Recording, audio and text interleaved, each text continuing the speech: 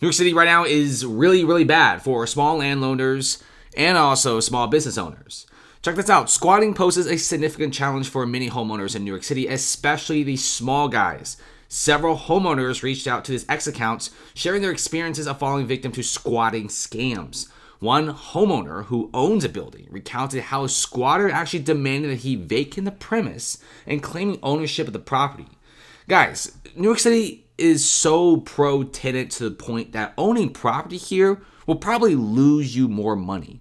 Now, I'm all down for rental rights, right? I used to rent, my family used to rent, and many of my classmates, they're renting. Renting is like a big part of life, especially if I'm moving to a new city. I'm going to be renting, and I want to have some decent rental laws.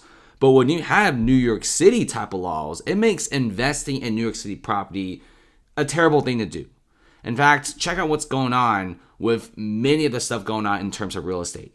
Not only is a Trump case going on and it's freaking out real estate investors, but now the squatting situation is getting out of hand. There's also a viral video going around and how a landlord changed the locks to his own house because a squatter was there, and he was actually arrested in his own property. What about the squatter? It's fine. I guess he could live there for the next few months, even the next couple years. This is what's going on here.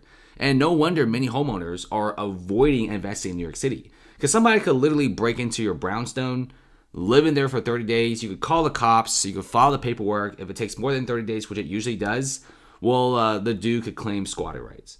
So this is what's happening in New York City. People could literally break into your house, live in it, and you can't do anything about it. Now, if you own a condo, it's a little bit different. But if you own one of those townhouses or one of those mansions in New York City, well, you're basically screwed.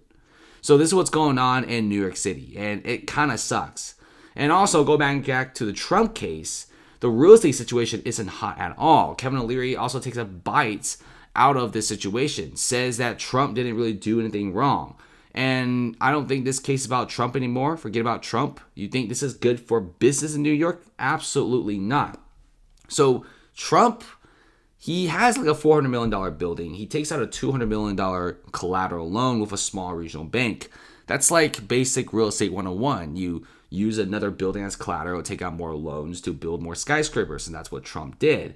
And O'Leary and several other investors in the celebrity genre all said they're avoiding New York City from now on. Especially O'Leary says that Trump basically got persecuted due to political bias. And this is going to be causing many real estate tycoons in New York City to diversify many other assets. New York City is already having $1 or $2 trillion of outflow of money from hedge funds and big banks. Get ready for an outflow of money from the real estate sector. It got so bad that New York's governor, she had to come out and talk to everyone and calm investors down, saying this is mostly just a Trump case. And look into this. New York City has lost almost 600,000 residents. The exodus is slowing down, but it's still going on. 546,000 people leaving is not a small amount. This is a massive amount of people that New York City have lost. Residents don't want to live here anymore. They feel like they're paying incredibly high taxes to live in a place where the quality of life is going down. New York City is also spending billions of dollars on the migrant crisis with nothing to show for it. And many residents are sick and tired of the sanctuary status that New York City has. And look at this. You also have New York City messing around with pizza owners now. And trying to do any sort of small business, small landlord type of situation in New York City is so incredibly difficult. So somebody was arrested for throwing pizza at City Hall. The reason why is because of new laws against pizza ovens. New York is putting like a ban on coal and wood-fired stoves. And New York City, you guys don't know, have one of the biggest pizza scenes in the world. They also have some of the most expensive pizza and also some of the most cheap pizza. This is a huge place for pizza. Like if you go to New York City, you're going to be eating a $1 slice and then something else. This is a really, really big thing in New York City. The culture in New York City when pizza goes back decades. And now they're messing with the pizza scene. And everyone is mad about this. And I don't know why Mayor Adams is wasting the NYPD resources on this. Meanwhile, National Guard's troops have been securing the subways because it's so incredibly dangerous. New York just simply does not have their priorities straight anymore. They can spend billions on the migrant crisis, nothing on the citizens, and then mess around with pizza owners. And people who power small businesses are leaving the state of New York in general.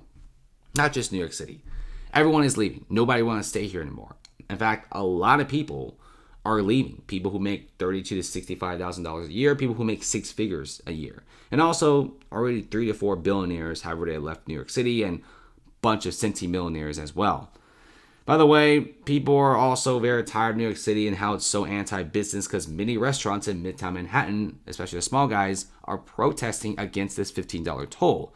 So it's $15 every single time you cross from New Jersey to Midtown Manhattan. And now it's $15 every single time. So do you really think people are crossing the bridge to take a bite at a restaurant if they have to pay $15? Probably not. The sales, the revenue from all of those different restaurants are going to absolutely tank from this.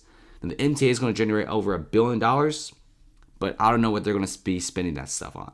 Because right now New York is so broke from a migrant crisis, they're starting to do things like this. So let's see what happens, guys. Thanks for watching. Comment below. Do you guys think New York City can recover?